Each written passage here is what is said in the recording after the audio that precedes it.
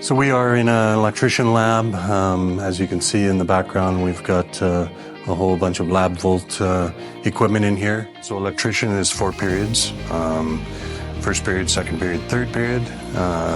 8 weeks each. Fourth period is 12 weeks. The students come here for their classroom training during those periods of 8 weeks or 12 weeks, and they usually come in between, it's 6 hours of training each day.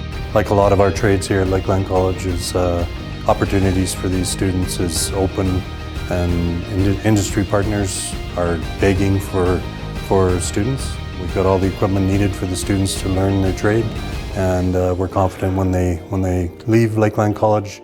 What drove me to choose Lakeland College would definitely have to be the small town feels of it. I prefer smaller class sizes, more one-on-one teacher interactions. I wasn't sure what I wanted to do in high school, and I noticed that Lakeland actually offered an intro to electrical in my grade 11, grade 12 year, so I took them both, and I loved it. Living and working close to Lakeland has allowed me to thrive in my class studies and in my career.